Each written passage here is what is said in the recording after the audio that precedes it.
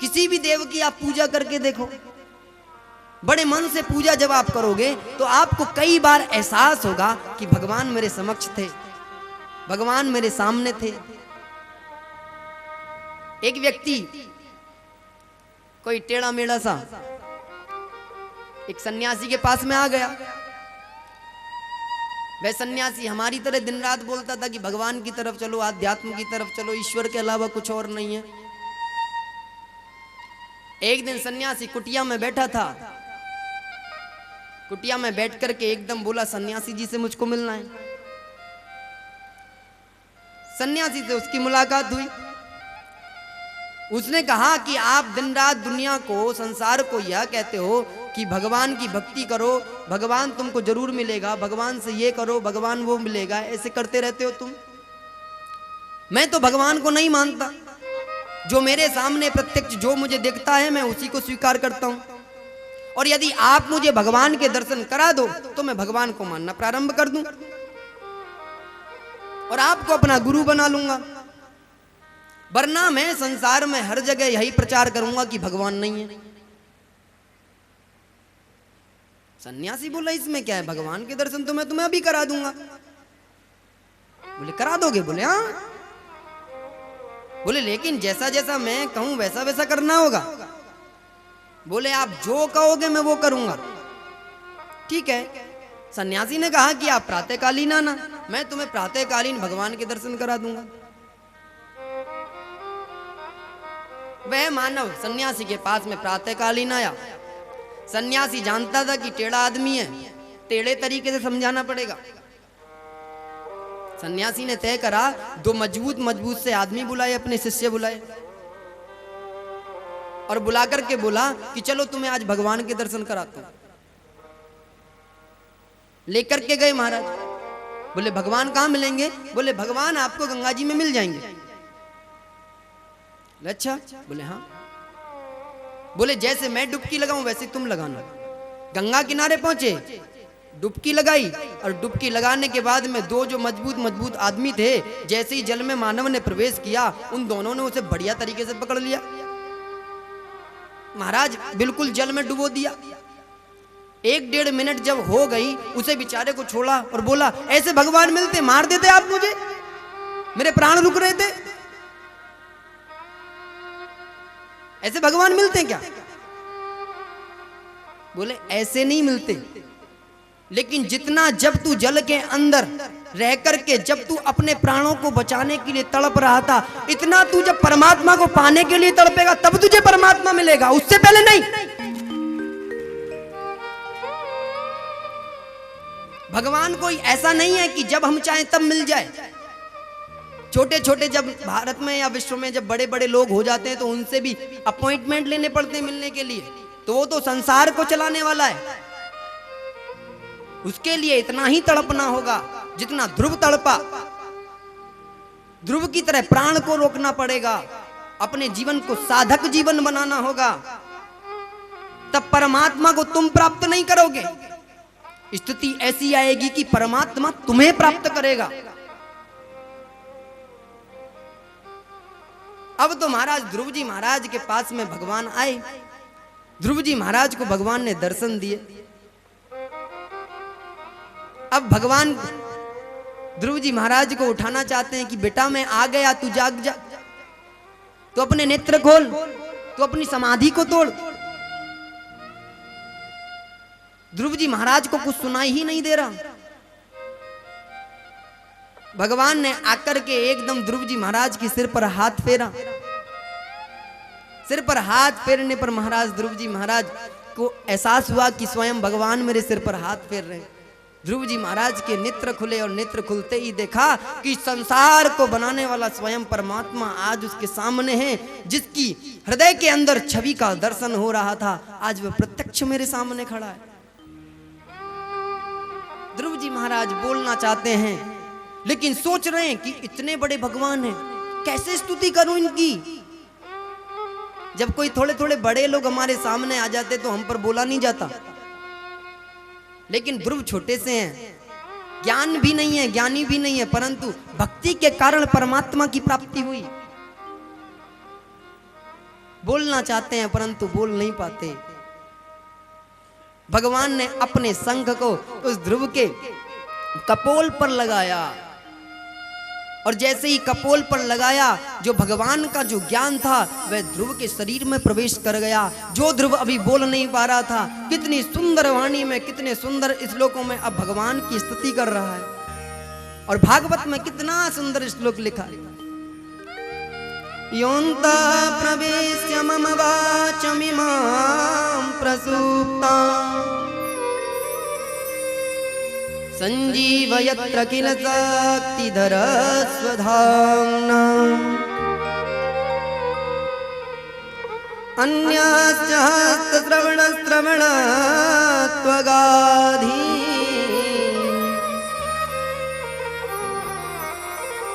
प्राणान्नमो भगवते पुरुषाय तुभ्यम्।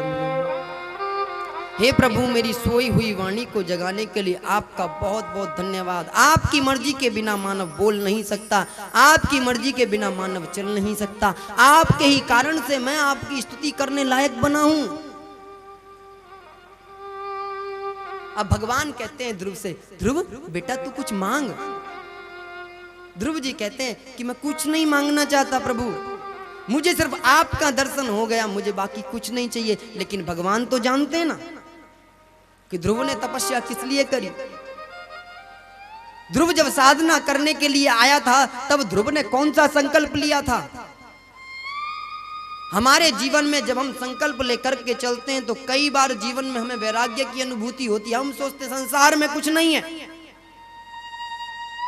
और अपने संकल्प को भूल जाते हैं। लेकिन भगवान जानता है कि ध्रुव ने क्यों संकल्प किया और भगवान बार बार हमें अपना संकल्प याद भी दिलाता है। ध्यान रखना, प्रत्येक मानव को भगवान जब संसार में भेजता है तो प्रत्येक मानव जब गर्भ के अंदर होता है तो भगवान से बार बार प्रार्थना करता है कि हे प्रभु, आप मुझे कृपा करके इस गर्भ से निकाल दो। अब जो कार्य मुझे सौंपोगे मैं संसार में जाकर के वही कार्य करूंगा। आप जिस लिए मुझे संसार में भेजोगे, जो कहोगे मैं वही करूंगा। आप कृपा करके मुझे इस गर्भ से निकाल दीजिए। आप जानते हो गर्भ में जब बालक होता है तो उसकी स्थिति क्या होती है, शास्त्रों में वर्णन है कि बालक जब गर्भ में आता है तो बालक का जो सर होता है वह जमीन की तरफ होता है और जो पैर होते हैं वो आकाश की तरफ होते हैं। ऐसा मान करके चलो किसी जीव को उल्टा टांग दिया हो, ऐसी स्थिति में वह बालक होता है। इतना तो देखा जाए कि चलो टांग दिया, उसके बाद में जो उसका घर होता है, मतलब गर्भ जिसके अंदर उसे डाल रहा होता है, उसमें इतनी गंदगी होती है कि आदमी कल्पना नहीं कर सकता।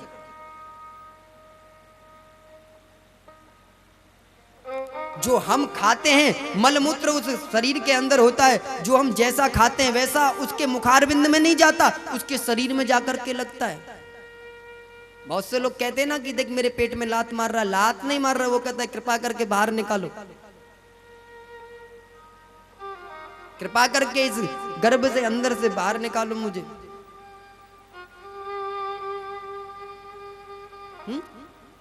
लेकिन कितना बड़ा अपराध संसार के अंदर चल रहा है ये देखना होगा कि हम भोगों में लिप्त होकर के जब हमारे गर्भ के अंदर संतान आ जाती है तो लोग सोचते हैं कि नहीं बेटा बेटा चाहिए, बेटी नहीं चाहिए, फिर उसकी भ्रूण हत्या कर देते गर्भ के अंदर, उसको मार देते। ध्यान रखना एक बात, जिन्होंने भी जीवन में ऐसा कर्म करा है वो देश के कानून से तो बच सकते हैं, लेकिन परमात्मा का कानून से बचना बहुत असंभव है। जो लोग इतना बड़ा अपराध कर रहे हैं, चाहे वो 100 बार भागवत सुने, 100 बार भगवान से जाकर के अपना प्रायश्चित कराएं, क्योंकि यदि मानव पाप करता है तो उसका प्रायश्चित हो सकता है, यदि मानव अपराध कर रहा है तो उसका उसे दंड भोगना ही होगा।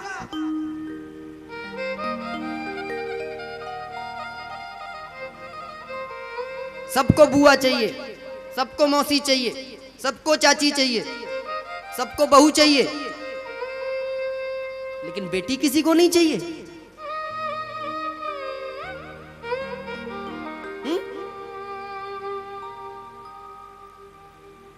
अरे जब बेटी आएगी तब वो बड़ी होकर के बुआ बनेगी, चाची बनेगी, तुम्हारे रिश्ते चलाने वाली है। घरों में यदि बेटियां नहीं होंगी तो शास्त्रों में इतना तक का वर्णन है, यदि जो व्यक्ति गर्भ के अंदर बच्चों को मारता है उसे आने वाले समय में भगवान ने बहुत स्पष्ट किया है, जो लोग भ्रूण हत्या करते हैं तो उन्हें अगले जन्म का नहीं देखना पड़ता कि मुझे अगले जन्म में कुछ इसका भोगना पड़ेगा, उसे इसी जन्म में भोगना पड़ता है, इसी जन्म में। और लेखनी से प्रमाणिक है गरुड़ पुराण के अंदर, बुढ़ापा अच्छा नहीं कटता, सड़ना पड़ता है। इसीलिए कृपा करके, और इसमें पुरुष अपराधी नहीं है, स्त्री ही अपराधी है। क्यों जानते हो? वह उसी के गर्भ में है।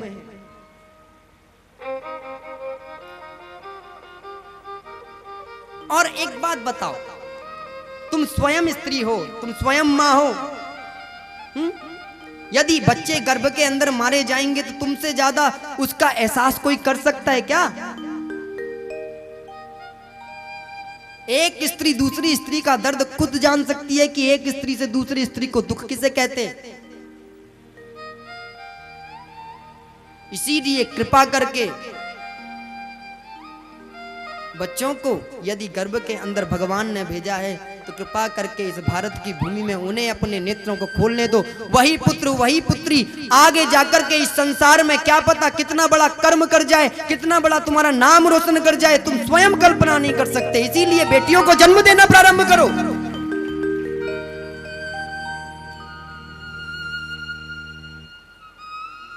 आज बेटा, मैं तो इतना तक का कहता हूं, यदि इस देश में एक परंपरा होती ना कि बेटी की घर से विदाई ना होकर के बेटे की घर से विदाई होती, तो मैं चैलेंज से कहता हूं कि पूरे विश्व के अंदर एक भी ना तो वृद्धाश्रम होता और ना अनाथाश्रम होता, सबके सब विश्व के अंदर स्वर्ग जैसा वातावरण होता, स्वर्ग जैसा। क्योंकि बेटी जानती है कि उसके माता पिता की कीमत क्या है, क्योंकि वो इस बात को जानती है। बेटा बहुत कम जानता है। जितनी बेटी माँ बाप से प्रेम कर सकती इतना बेटा नहीं कर सकता। यहां तक कि जब बेटी की विवाह भी हो जाता है ना तो बेटी फोन कर करके पूछती है, पापा गोली ली या नहीं ली। बेटा कभी नहीं पूछता। माँ को फोन करके, जब माँ को सामान की पता नहीं होती तो ससुराल में जाकर के बेटी से माँ फोन करके पूछती है कि बेटी वहां तूने सामान रखा था मुझे मिल नहीं रहा, बताएगी क्या? क्योंकि उसने तुम्हारे परिवार की केयर करी है, उसने तुम्हारे परिवार को संभाला है। और इससे भी बड़ा छोड़ दो, और एक बात बोलूं कि माँ बाप बिना तनख्वाह के बच्चों के नौकर हैं, बिना तनख्वाह के। इतना काम एक नौकर भी नहीं करता जितना माँ बाप अपने बच्चों के लिए निरंतर लगे रहते हैं। और वही बच्चे जब बड़े हो जाते नालायक निकम्मे कहीं के, वही बच्चे सोचते कि हम बहुत बड़े हो गए, हमने बहुत बड़ा काम कर दिया। इसीलिए कृपा करके महाराज अपने बच्चों को यदि संस्कार दोगे, अपने बच्चों को यदि आध्यात्म की शिक्षा की ओर लेकर के जाओगे तो वो बच्चे माता पिता का महत्व समझ पाएंगे। विदेशों के अंदर एक रिवाज है, पता है, जब बच्चों की शादी हो जाती है तो बच्चों की शादी से पहले ही पता है योजना बन जाती है कि इसके लिए एक अलग हाउस ढूंढो, घर ढूंढो एक अलग, इसे अलग करो। और दोनों मियां बीवी आराम से अलग चले जाते हैं। और अलग जाकर के जिस अवस्था में माँ बापों को लाठी का सहारा होता है उस अवस्था में बच्चे छोड़ देते हैं माँ बापों को।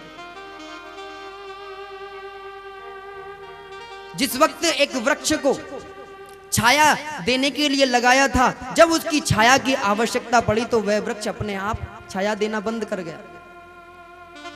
यदि उनके अंदर इस बात का संस्कार डाला जाता कि इन्होंने जन्म दिया है भगवान से पहले, यह हमारे लिए है, तो ऐसी क्रिया कभी नहीं चलती। और मैं वास्तविकता बता रहा हूं, विदेशों की जो गवर्नमेंट है वो बड़े बूढ़े लोगों के लिए इंतजाम करती है रहने का, लेकिन हमारे यहां ऐसा नहीं है। हमारे यहां घर में दादी होती है, दादा होते हैं, कुछ नालायकों को छोड़ करके बाकी सभी घरों में दादा दादी सब सामूहिक परिवार बन करके रहते हैं। पाश्चात्य संस्कृति में यदि हम जानने का प्रयास करेंगे तो हम रिश्तों को नहीं समझ पाएंगे। हमारा हिंदू धर्म, हमारी हिंदू संस्कृति रिश्तों के आधार पर ही चलती है। अन्यत्र धर्म के अंदर रिश्ते नहीं है। एक सनातन धर्म के अंदर ही एक दूसरे को बताया गया है कि इससे तेरा यह रिश्ता है, इससे तेरा यह रिश्ता है, और रिश्तों के आधार पर ही सारा संसार चल रहा है। यदि जहां पर रिश्ते खत्म हुए तो इसका मतलब वो घर खत्म हुआ। जहां रिश्ते नहीं है वो घर नहीं हो सकता। इसीलिए यदि रिश्तों को मजबूत करना है तो उसके लिए घर में बेटी का होना आवश्यक है। इसलिए बेटियों को गर्भ में नहीं मारना कभी भी, और ना ही किसी को मारने देना है। तुम पर नहीं पलती, हमें दे दो। आजकल बहुत है, तुम्हारे बस की तुम्हें औलाद पालना नहीं, हमें दे दो। लेकिन कृपा करके इस पाप से बचो। इस पाप को करने से तुम्हें मुक्ति तो मिलना बहुत कठिन है, बहुत कठिन है। ध्रुव जी महाराज ने भगवान को प्राप्त किया। आज भगवान की गोद में स्वयं ध्रुव जी महाराज बैठकर के स्वयं चले हैं महाराज। आज भगवान ने ध्रुव जी महाराज को अपने हाथों से उठाया है और उठा करके अपनी गोद में बैठाया है। उधर जब सुरुचि और उत्तान पादों को यह मालूम पड़ा कि मेरे ध्रुव नाम के पुत्र ने भगवान को प्राप्त कर लिया, तो वह जो सुनीति ने कहा था कि जब तू परमात्मा को प्राप्त कर लेगा तो तेरी जो माँ जो कटु वचन बोल रही थी, वही माँ तेरी आरती के लिए थाली लेकर के द्वार पर खड़ी होगी। वही सब कुछ हो रहा है। स्वयं उत्तानपाद आज ध्रुव जी महाराज का स्वागत करने के लिए खड़े हैं। ध्रुव जी महाराज से भगवान ने कहा कि ध्रुव तू कुछ मांग ले बेटा। अब ध्रुव को वैराग्य हो चुका है। ध्रुव कहता है प्रभु जब तक मैं इस संसार में रहूं तब तक मैं तेरा ही सहारा लेकर के अपना जीवन यापन करता रहूं। हर सांस में तेरा ही नाम होना चाहिए मेरे लिए। मैं सारे कार्य करूं तो हर सांस में तुझे।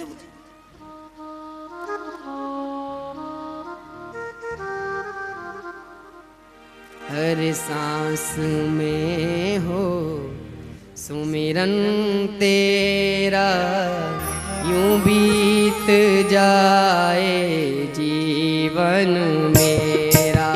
हर सांस में बड़ी मस्ती से सुमिरन तेरा, यूं बीत जाए जीवन मेरा। तेरी पूजा करते बीते सांझ सवेरा, तेरी पूजा करते बीते सांझ सवेरा, यूं बीत जाए जीवन मेरा, यूं बीत जाए जीवन मेरा। हर सांस में हो सुमिरन तेरा, यूं बीत जाए जीवन मेरा। हर सांस में हो सुमिरन तेरा, यूं बीत जाए जीवन मेरा। ताली सेवा क्या बात है, मस्ती से।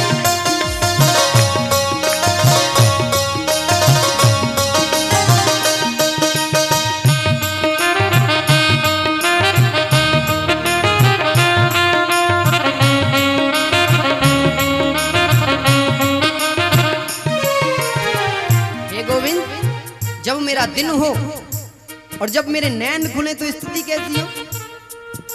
नैनों की खिड़की से तुमको पल पल में निहारूं, नैनों की खिड़की से हो, नैनों की खिड़की से तुमको पल पल में निहारूं, नैनों की खिड़की से तुमको पल पल में निहारूं, मन में बिठा लूं तेरी आरती उतारूं, मन में बिठा लो तेरी आरती